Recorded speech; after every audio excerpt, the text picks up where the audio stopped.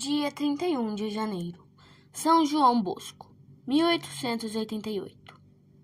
No decorrer do século XIX, quando por toda parte chegavam à maturação os venenosos frutos de destruição da sociedade cristã, cujos germes haviam sido tão largamente disseminados pelo século anterior, a Igreja, principalmente na Itália, viu-se à mercê de muitas procelas contra si levantadas nesses tristes tempos pela maldade dos homens. Contemporaneamente, porém, a misericórdia divina enviou para auxílio de sua Igreja válidos campeões para que evitassem a extrema ruína e conservassem entre o nosso povo a mais preciosa das heranças recebidas dos apóstolos, a fé genuína de Cristo. De fato, no meio das dificuldades daqueles tempos, surgiram entre nós homens de ilibadíssima santidade e mercê de sua prodigiosa atividade. Nenhum assalto dos inimigos logrou desmantelar as muralhas de Israel. Sobressai entre os demais, por elevação do espírito e grandeza de obras, o bem-aventurado João Bosco, que, no tristíssimo evoluir dos tempos, se constituiu durante o século passado, qual marco milionário apontando aos povos o caminho da salvação, porquanto Deus o suscitou para a justiça, segundo a expressão de Isaías, e dirigiu todos os seus passos. E, na verdade, o bem-aventurado João Bosco, por virtude do Espírito Santo, resplandeceu diante de nós como um modelo de sacerdote feito segundo o coração de Deus, como educador inigualável da juventude, como fundador de novas famílias religiosas e como propagador da fé. De humilde condição, nasceu João Bosco numa casa campestre perto de Castelnuovo d'Asti, de Francisco e Margarina Oxena, pobres mas virtuosos cristãos. Aos 18 de agosto de 1815, tendo perdido o pai na tenra idade de 2 anos, cresceu na piedade sob a sábia e santa guia materna. Desde menino resplandeceu nele uma índole excelente, a que andava unidas grande agudeza de engenho e tenacidade de memória, aprendendo num instante quanto lhe era ensinado pelos mestres, primando sempre, sem contestação, nas classes, pela rapidez no aprender e facilidade na intuição.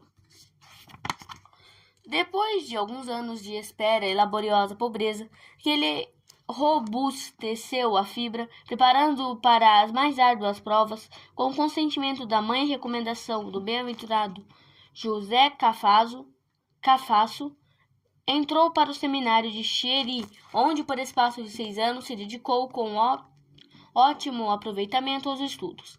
Recebeu finalmente a ordenação sacerdotal em Turim aos 5 de junho de 1841. Poucos meses após, admitido no Colégio Eclesiástico de São Francisco de Assis, sob a direção do bem-aventurado José Cafasso, exercitou com grande vantagem das almas o ministério sacerdotal nos hospitais, nos cárceres, no confessionário e na pregação da palavra de Deus.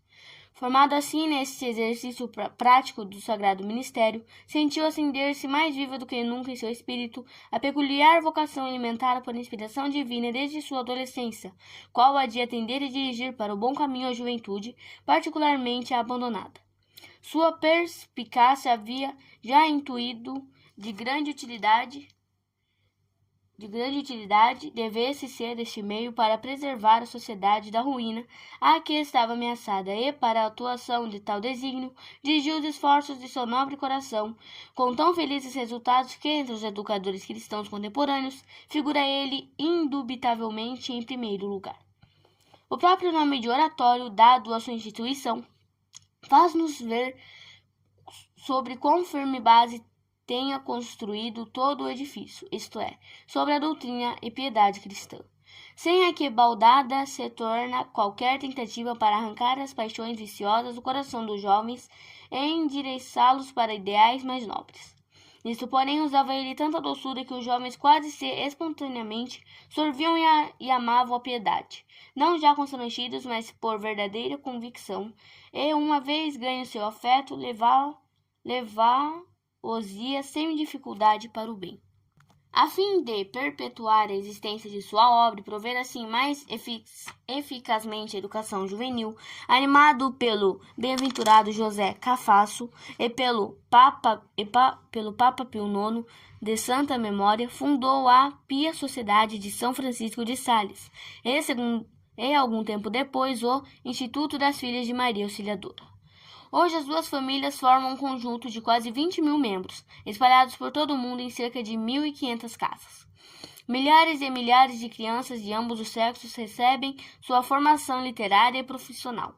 Seus filhos e filhas também se encarregam generosamente da assistência aos enfermos e aos leprosos, e alguns deles, contraindo esse terrível morbo, sucumbiram vítimas de sua caridade, dignos filhos de tão grande pai.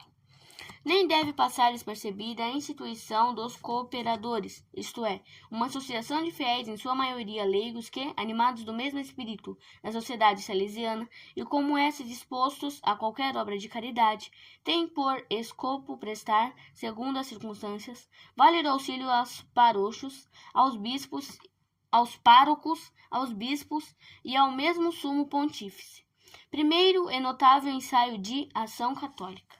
A associação foi aprovada por Pio IX e, em vida ainda do bem-aventurado João Bosco, alcançou a cifra de 80.000 sócios. Mas o zelo das almas que lhe ardia no peito não se limitou tão somente ao círculo das nações católicas. Alargando os horizontes de sua caridade, enviou os missionários de sua família religiosa à conquista dos gentios para Cristo. Os primeiros que, chefiados por João Cagliero, de santa e gloriosa memória, se dedicaram à evangelização das extremas terras da América Meridional. Seguiram muitos e muitos outros salesianos que, espalhados agora aqui e ali pelo mundo, levavam intrepidamente o cristianismo aos povos infiéis. Quantas e quão grandes coisas tenha ele feito e padecido pela Igreja e pela tutela dos direitos do Romano Pontífice. Seria difícil dizer-se. Pode-se aplicar, portanto, ao bem-aventurado João Bosco as palavras que temos em Salomão. Deus lhe deu sapiência e prudência extremamente grande, e magnanimidade imensurável como a areia que está na praia do mar. Deus lhe deu sapiência, pois que, renunciando a todas as coisas terrenas, aspirou unicamente promover a glória de Deus e a salvação das almas. Era seu mote: dai-me as almas e ficai-vos com o resto. Cultivou em grau supremo a humildade Tornou-se insigne no espírito de oração, tendo a mente sempre unida a Deus, se bem parecesse continuamente distraída por uma multidão de afazeres. Nutria extraordinária devoção para com Maria Santíssima Auxiliadora e experimentou inefável alegria quando pôde edificar em sua honra, na cidade de Turim, o célebre templo, do alto de cuja cúpula campeia a Virgem Auxiliadora, mãe e rainha, sobre toda a casa de Valduco. Morreu santamente no Senhor em Turim aos 31 de janeiro de 1888. Crescendo dia a dia sua fama de santidade, foram pela autoridade ordinária instaurados os processos. A causa da beatificação foi introduzida por Pio X, de santa memória, em 1907. A beatificação foi depois solenemente celebrada na Basílica Vaticana, com regozijo de toda a Igreja, no dia 2 de junho de 1929. Reencetada a causa do ano seguinte, foram feitos os processos sobre duas curas que pareciam devessem ser atribuídas a milagre divino. Pelo decreto de 19 de novembro deste ano, foram aprovados os 2 milagres operados por Deus e atribuídos à intercessão do bem-aventurado. Desfeita a última dúvida, isto é, sem vista da aprovação dos 2 milagres, depois que a Santa Sé concedera culto público ao bem-aventurado, se poderia proceder com segurança à sua solene canonização. Essa dúvida foi proposta ao eminentíssimo cardeal Alexandre Verde, ponente ou relator da causa, na Congregação Geral de São SC dos Ritos, realizada em presença do Santo Padre no dia 28 de novembro. Todos os eminentíssimos cardeais presentes, oficiais, prelados e padres consultores deram a parecer unânime e afirmativo. Parecer que o Santo Padre jubilosamente aceitou, diferindo todavia o seu juízo para o dia 3 de dezembro, primeiro domingo do Advento. Portanto, o Santo Padre, em 3 de dezembro de 1933, dia também consagrado a São Francisco Xavier, padroeiro da obra da propagação da fé, fez a solene declaração neste sentido. A canonização teve lugar a 1º de abril de 1934, no dia da ressurreição, último do ano santo da redenção, na presença de toda a corte pontifical no meio de um esplendor extraordinário, diante de perto de 300.000 pessoas. Reflexões. São João Bosco é uma das figuras mais eminentes entre os santos dos nossos dias. O bem que fez a família de Cristo na terra e com suas almas é extraordinário. A nota característica em sua vida e em sua obra é o zelo pelas almas. Outro interesse não conhecia a não ser este, ganhar almas para o céu. Este zelo o fazia exclamar: dai-me alma, Senhor, todo o mais podereis tirar. No trabalho pela salvação das almas se esquece de si próprio, sacrifica comodidade, conforto e saúde. É incansável. Dia e noite está ocupado com a realização do seu ideal: implantar nos corações dos jovens o amor a Cristo e à Mãe Santíssima. Seu apostolado, abençoado e acompanhado pela Mãe, é grandioso e universal. Não há ramo de ação católica que a obra de João Bosco não abranja: ensino, doutrina, arte, caridade e imprensa. Assim, este grande santo apresenta a personificação a mais completa de Nosso Senhor em nossos dias. Sua vida ativa e contemplativa é a vida de Jesus Cristo em perfeita imitação. Demos graças a Deus por ter dado este grande apóstolo à Igreja Católica e peçamos-lhe a graça de, por intercessão do seu santo servo, a crescermos cada vez mais no amor a Jesus Cristo, a sua Santa Igreja, e aumentemos de dia para dia o zelo apostólico pela salvação das almas. Zelo pela salvação das almas não é virtude que somente aos sacerdotes deve pertencer.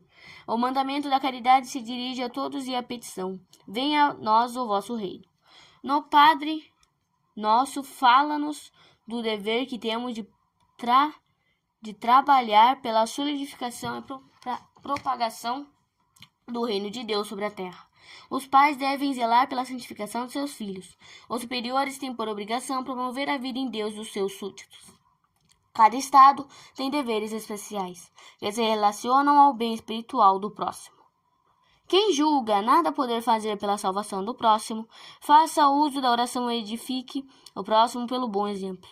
Quem diz não saber em que intenções deve rezar, ótimas indicações poderá encontrar nas intenções mensais do apostolado de oração, abençoadas pelo Santo Padre.